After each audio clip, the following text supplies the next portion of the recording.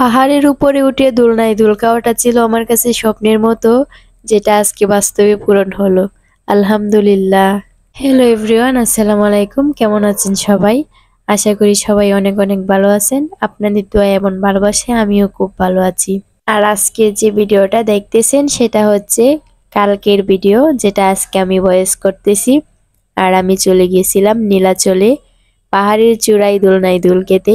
আর সেখানে যাওয়ার প্রস্তুতিটা আমার কেমন ছিল আজকে আমি আপনাদের কাছে সেটাই শেয়ার করব। তো ভিডিওটা স্কিপ না করে পুরোপুরি দেখতেই থাকুন। কি আর বলবো, ঘুরতে যাব বলে কথা, আমার চোখে ঘুমই আসতেছিল না। তারপরও রাতে 3টা বাজে ঘুম থেকে উঠে গেলাম।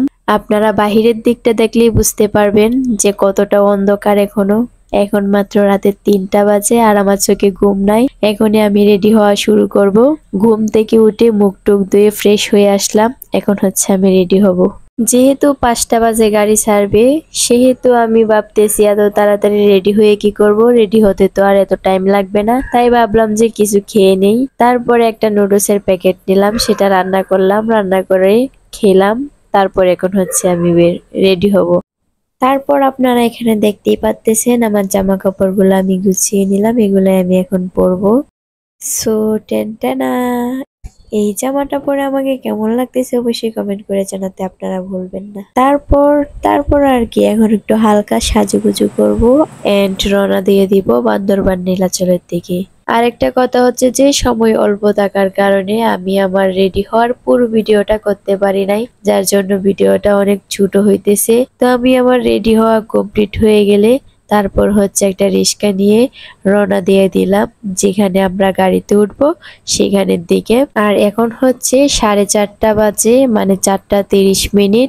আর তখনও দেখেন অনেক বেশি অন্ধকার। আমি গাড়িতে বসে বসে ভিডিও করতেছিলাম। আচ্ছা, আপনারা কি এই জায়গাটা দেখে চিনতে পারেন যে জায়গাটা কোথায় হতে পারে? আমি কিন্তু অনেক উঁচু থেকে একটা ভিডিও নিলাম।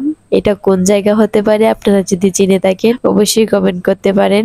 দেখেন জায়গাটা চিনা চিনা লাগে কিনা। তো আপনারা যদি কমেন্ট করেন অবশ্যই আপনাদের কমেন্টের রিপ্লাই আমি অবশ্যই দিব। আর একটা কথা হচ্ছে যে আপনারা কি আমার এই ভিডিওটা পেজ থেকে দেখতেছেন নাকি ইউটিউব চ্যানেল থেকে দেখতেছেন? যদি পেজ থেকে দেখে দেখেন তাহলে আমার পেজটা ফলো করে দেবেন। এন্ড হচ্ছে যদি ইউটিউব চ্যানেল থেকে দেখে থাকেন তাহলে অবশ্যই ইউটিউব চ্যানেলটা সাবস্ক্রাইব করে যেতে ভুলবেন না। তারপর 5:30 যখন বাজলো তখন গাড়ি আসছে। গাড়ি আসার পরে রওনা দিয়ে দিলাম আমরা বান্দরবান নীলাচলের দিকে। তো বান্দরবান নীলাচলের পুরো ভিডিওটা দেখতে চাইলে অবশ্যই কমেন্ট করতে পারেন।